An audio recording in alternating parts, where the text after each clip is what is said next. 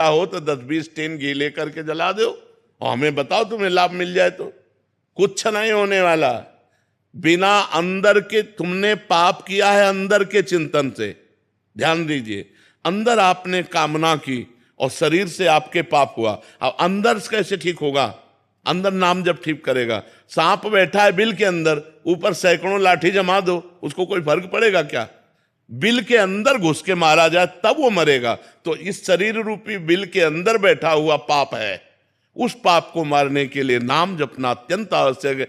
गंगा पाप नष्ट कर सकते, लेकिन पाप की प्रवृत्ति भजन नष्ट करेगा।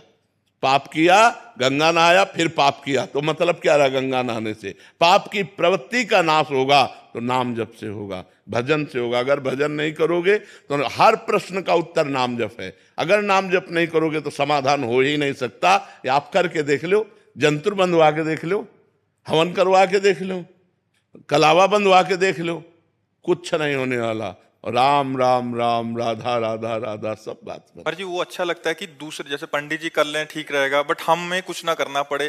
तुम करो पाप और पंडित जी करे जब, तो तुम्हारा कल्याण हो जाएगा। ऐसे हो जाएगा? नहीं, ऐसा कदापि नहीं हो सकता, कदापि नहीं हो सकता। तो मेरे जी बाहरी इससे मतलब उतना इफेक्ट नहीं पड़ेगा मेरे? बिल्कुल असर नहीं पड़ेगा। हम कह रहे हैं, देखो खास बात समझिए। स्वप्न में एक आदमी समुद्र में डूब रहा है। अब वो कह रहा बचाओ, आवाज बाहर जोर से निकली, मैं समुद्र में डूब रहा हूं, बचाओ। अब हम लोग सैकड़ों तैराक उसके सामने एकत्रित कर दें, नौकाएं एकत्रित कर दें, क्या वो बच सकता है? एक उपाय केवल है, जगा दो उसे। समझ रहे हो ना? उसे जगा दो। अब एक बूंद पानी नहीं, जब वो समुद्र में डूब रहा था। ऐसे ही ये जगत माया प्रपंच है। जब तक ज्ञान नहीं होगा, जब तक भजन नहीं होगा, जैसे उसका एक ही उपाय केवल जगा देना है। आप सैकड़ों तैराक एकत्रित कर लो, बचा नहीं सकते उसको।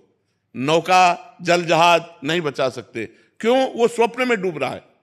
उसको जगा दो, बस उसका स्वप्न टूट जाए, वो जग गया, अब वो बच जाएगा। जो सपने सिर काटे कोई, बिन जागे दुख दूर न होई। ऐसे ही जब तक आपको ज्ञान नहीं होगा, तब तक आप रोते रहोगे इस जगत के मोह में, राग में, काम में, क्रोध में, लोभ में।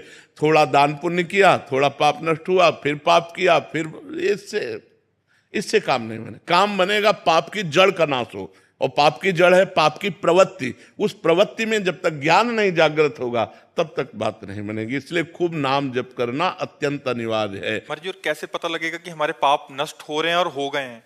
जैसे जैसे पाप नष्ट होते जाएंगे, चिंता, शोक, भय, ये सब नष्ट होता जाएगा। अपने अंदर अपने आप हृदय में आने लगेगा, मैं निष्पाप हो गया हूं। अपने आप हृदय में आने लगेगा, मेरे पाप कम हो रहे हैं। अपने आप अनुभव में आएगा। जैसे जैसे भजन बढ़ता चला जाएगा, भगवान प्रिय लगने लगे, धर्म प्रिय लगने लगे, गंदे आचरणों से घृणा होने लगे। ये है पवित्रता का लक्षण। पापी पुरुष के हृदय की स्थिति क्या होती? हर समय वो चिंता, डिप्रेशन, शोक में रहता है।